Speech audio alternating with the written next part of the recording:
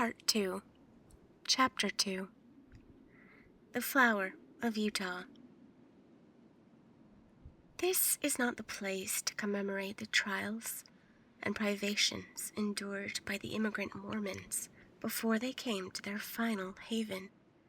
From the shores of the Mississippi to the western slopes of the Rocky Mountains, they had struggled on with a constancy almost unparalleled in history.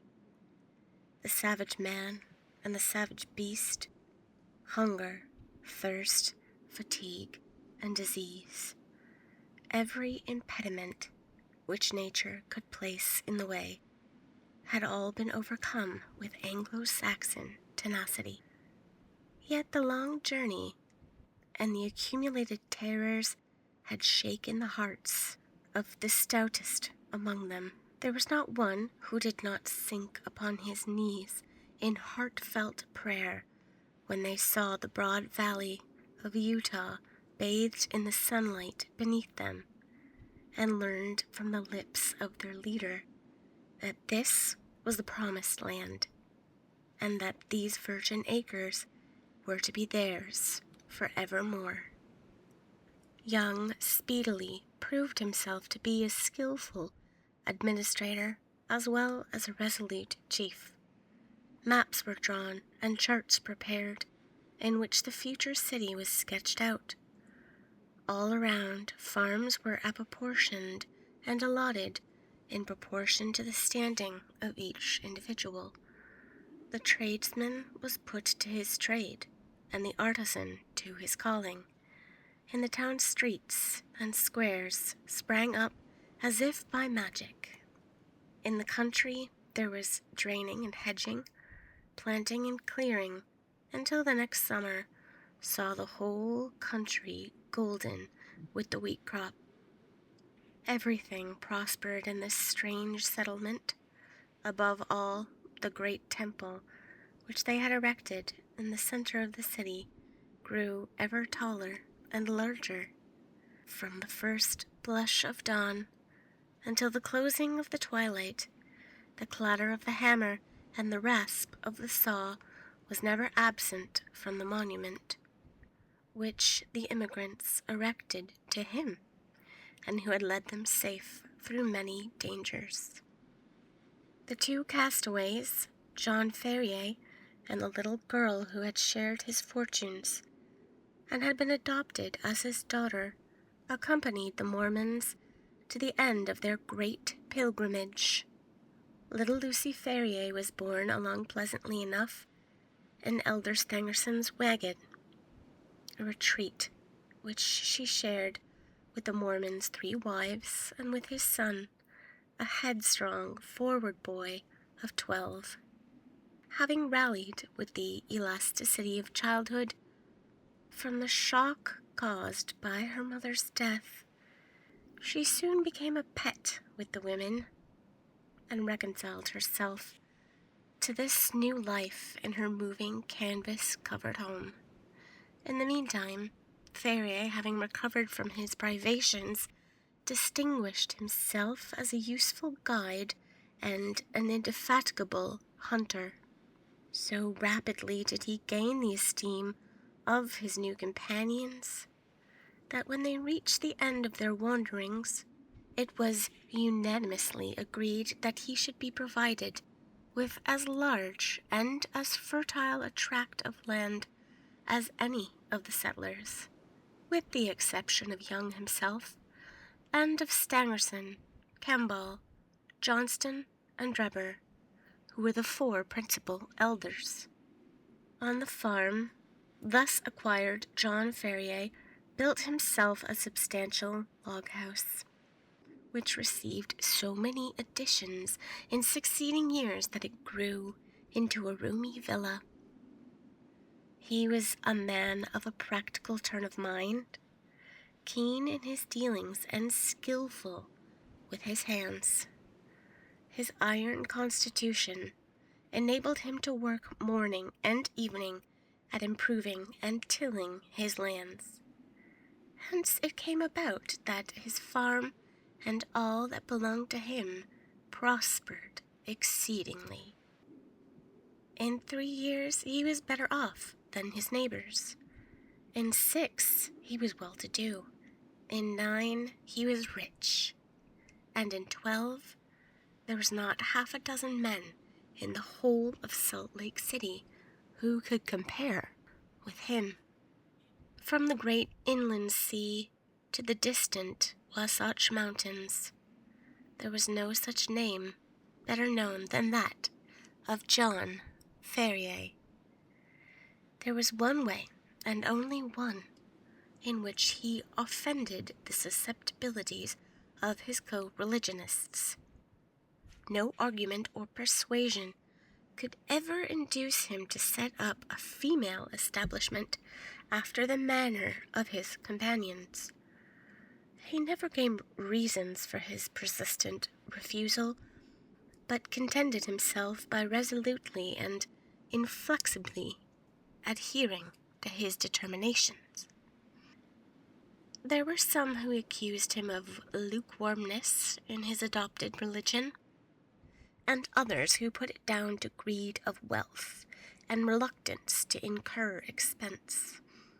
Others, again, spoke of some early love affair, and of a fair-haired girl who had pined away on the shores of the Atlantic. Whatever the reason, Ferrier remained strictly celibate. In every other respect he conformed to the religion of the young settlement, and gained the name of being an orthodox and straight walking man. Lucy Ferrier grew up within the log house, and assisted her adopted father in all his undertakings.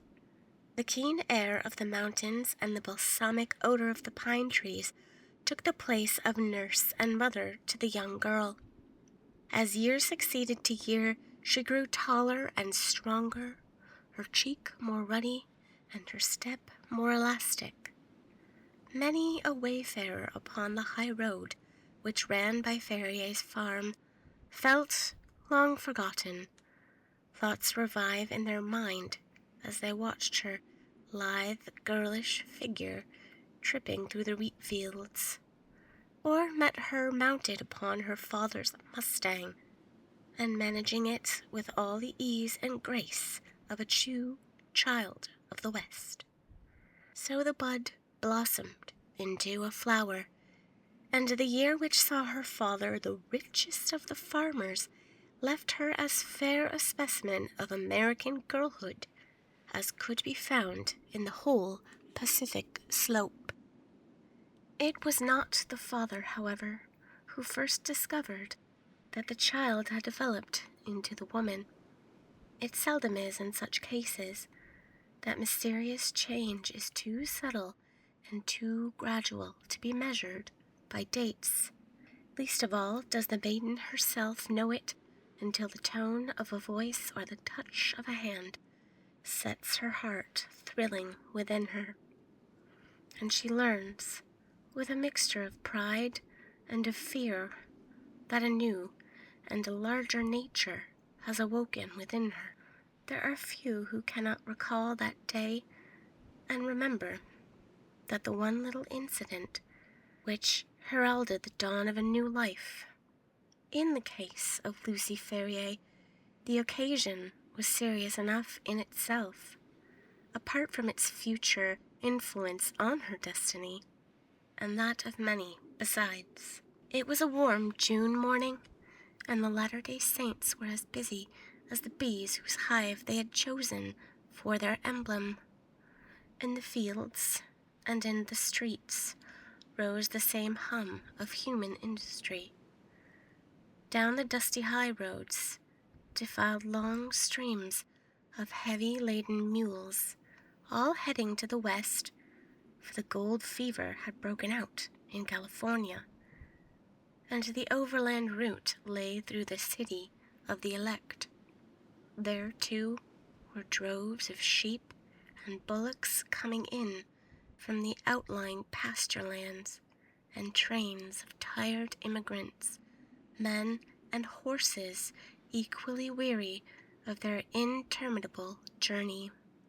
Through all these motley assemblage, threading her way with the skill of an accomplished rider, there galloped Lucy Ferrier, her fair face flushed with the exercise and her long chestnut hair flowing out behind her. She had a commission from her father in the city, and was dashing in, as she had done many a time before, with all the fearlessness of youth, thinking only of her task and how it was to be performed. The travel-stained adventurers gazed after her in astonishment, and even the unemotional Indians, journeying in with their pelties, relaxed their accustomed stoicism as they marveled at the beauty of the pale-faced maiden. She had reached the outskirts of the city when she found the road blocked by a great drove of cattle, driven by half-dozen wild-looking herdsmen from the plains. In her impatience, she endeavored to pass this obstacle by pushing her horse into what appeared to be a gap. Scarcely had she got fairly into it, however, before the beasts closed in behind her, and she found herself completely embedded in the moving stream of fierce-eyed, long-horned bullocks. Accustomed as she was to deal with cattle, she was not alarmed at her situation, but took advantage of every opportunity to urge her horse on in the hopes of pushing her way through the cavalcade. Unfortunately, the horns of one of the creatures, either by accident or by design, came in violent contact with the flank of the mustang and excited it to madness. In an instant, it reared upon its hind legs with a snort of rage, and pranced and tossed in a way that would have unseated any but a most skillful rider. The situation was full of peril. Every plunge of the excited horse brought it against the horns again, and goaded it into a fresh madness. It was all that the girl could do to keep herself in the saddle, yet a slip would mean a terrible death under the hoofs of the unwildly and terrified animals. Unaccustomed to sudden emergencies, her head began to swim, and her grip upon the bridle to relax. Choked by the rising cloud of dust, and by the steam from the struggling creatures, she might have abandoned her efforts in despair. But for a kindly voice at her elbow, which assured her of assistance. At the same moment, a sinewy brown hand caught the frightened horse by the curb, and forcing a way through the drove, soon brought her to the outskirts. "You're not hurt, I hope, miss," said the preserver, respectfully. She looked up at his dark, fierce face and laughed saucily. "I'm awful frightened," she said naively. Whoever would have thought that Poncho would have been so scared by a lot of cows? "Thank God you kept your seat," the other said earnestly. He was a tall, savage-looking fellow, mounted on a powerful roan horse, and clad in a rough dress of a hunter, with a long rifle slung over his shoulder. "I guess you are the daughter of John Ferrier," he remarked. "I saw you ride down from his horse. When you see him, ask him if he remembers the Jefferson Hopes of St. Louis. If he's the same Ferrier, my father and he were pretty thick." "Hadn't you better come and ask him yourself?" she asked demurely. The young fellow seemed pleased at this suggestion, and his dark eyes sparkled with pleasure. "I'll do so," he said. "We've been in the mountains for 2 months, and are not over and above in visiting condition. He must take us as he finds us." "He has a good deal to thank you for, and so have I," she answered. He's awful fond of me. If those cows had jumped on me, he'd have never gotten over it." "Neither would I," said her companion. Well, I don't see that it would matter much to you anyhow. You ain't even a friend of ours." The young hunter's dark face grew so gloomy over this remark that Lucy Ferrier laughed aloud. "There, I didn't mean that," she said. "Of course you are a friend now. You must come and see us. Now I must push along, or Father won't trust me with his business any more. Goodbye." "Goodbye," he answered, raising his broad sombrero and bending over her little hand. She wheeled her Mustang round, gave it a cut with her riding whip, and darted away down the broad road in a rolling cloud of dust. Young Jefferson Hope rode on with his companions, gloomy and taciturn.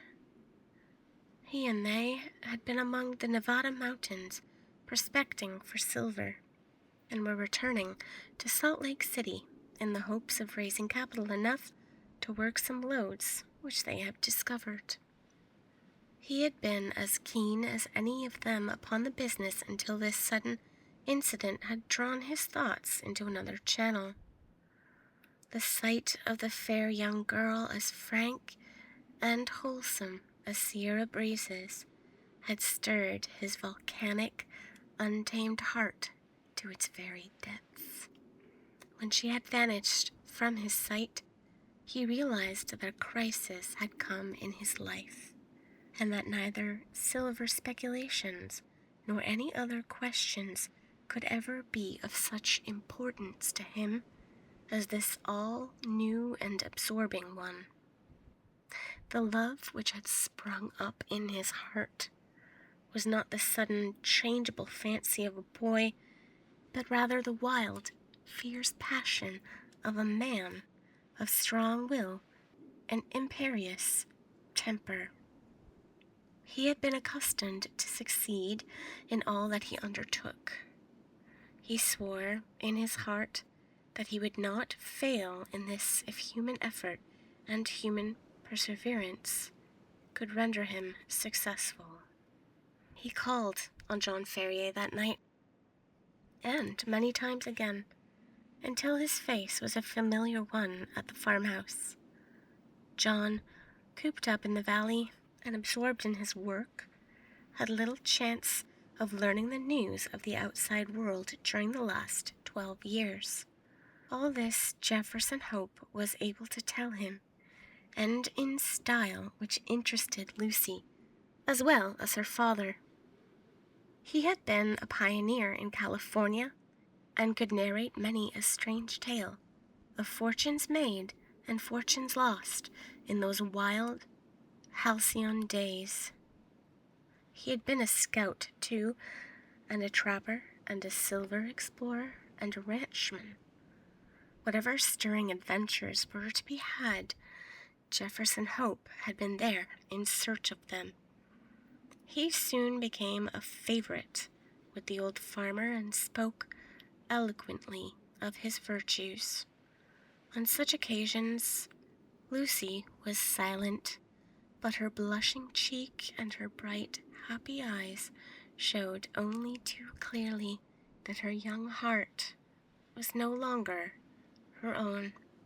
Her honest father may not have observed these symptoms, but they were assuredly not thrown away upon the man who had won her affections. It was a summer evening when he came galloping down the road and pulled up at the gate. She was at the doorway and came down to meet him. He threw the bridle over the fence and strode up the pathway. "I am off, Lucy," he said, taking her 2 hands in his and gazing tenderly down into her face. "I won't ask you to come with me, but will you be ready to come when I am here again?" "And when will that be?" she asked, blushing and laughing. "A couple months at the outside. I will come and claim you then, my darling. There's no one who can stand between us." "How about father?" she asked. "He has given his consent, provided we get these mines working all right. I have no fear on that head." "Oh, well, of course, if you and father have arranged it all, there's no more to be said," she whispered, with her cheek against his broad breast. "Thank God," he said hoarsely, stooping and kissing her. "It is settled, then. The longer I stay, the harder it will be to go. They are waiting for me at the canyon. Goodbye, my own darling, goodbye. In 2 months, you shall see me." He tore himself from her as he spoke, and flinging himself upon his horse, galloped furiously away, never even looking round, as though afraid that his resolution might fail him if he took one glance at what he was leaving. She stood at the gate, gazing after him, until he vanished from her sight. Then she walked back into the house, the happiest girl in all of Utah.